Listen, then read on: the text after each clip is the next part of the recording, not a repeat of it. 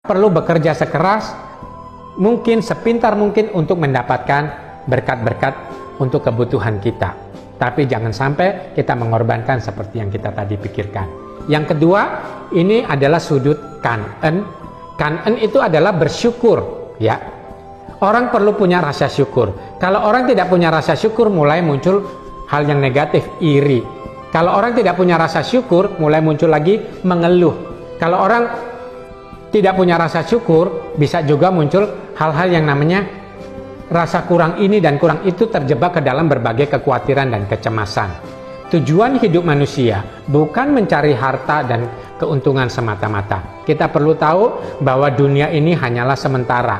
Dunia hanyalah sementara. Kita numpang lewat. Masa hidup kita 70 tahun, kalau kuat 80 tahun. Tetapi orang yang tahu bersyukur ini bisa melakukan sedikitnya 3 kebaikan. Orang yang tahu bersyukur, dia tahu berterima kasih kepada orang yang pernah membantu dia. Ya, karena dia tahu bersyukur sama Tuhan, maka dia juga tahu berterima kasih kepada orang yang membantu sama dia. Banyak sekali orang yang nggak tahu berterima kasih.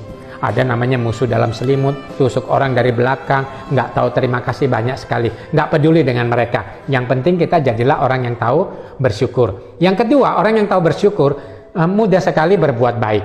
Ya, orang yang tahu bersyukur mudah sekali berbuat baik. Jadi dia mau nolong orang lain. Kalau orang nggak tahu bersyukur, hidupnya supaya orang mau mengerti dia, orang menolong dia. Capek kan kalau punya teman yang selalu hanya mau didengar tanpa mau mendengar. Itu orang yang tidak tahu bersyukur. Kalau orang yang kata-katanya tajam, selalu lihat negatif, itu orang-orang yang tidak tahu bersyukur.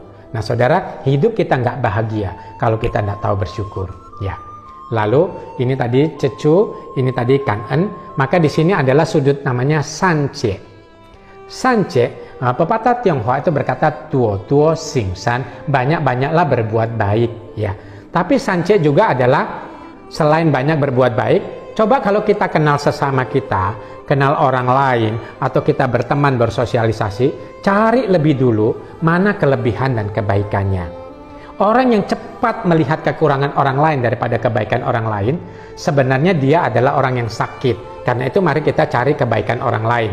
Nah saudara, Konghucu pernah berkata, Sanren tong sing pi yo wo shi, artinya kalau kita jalan bertiga bersama-sama, yang sebelah kiri dan sebelah kanan harus bisa menjadi guru saya. Harus kita bisa belajar daripada orang sebelah kiri dan kanan kita.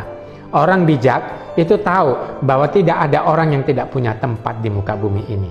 Karena itu dia punya harga setiap orang. Walaupun kita anggap dia rendah, tapi dia punya harga. Belajarlah apa yang baik daripada dia, supaya hidupmu, kualitas hidupmu semakin meningkat, kebahagiaanmu juga semakin meningkat.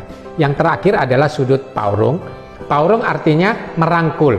Jadi ketika orang berbicara sama kamu, dia merasa sejahtera, merasa mengalami kelegaan, merasa bahwa dia punya teman atau sahabat. Itulah orang paurung. Jadilah orang yang paurung, yang jing uwe, yaitu orang yang selalu berusaha untuk menolong orang lain dengan tulus hati dan tanpa pamrih. Jadi kalau kita makan bakcang, jangan lupa bakcang ada 4 sudut.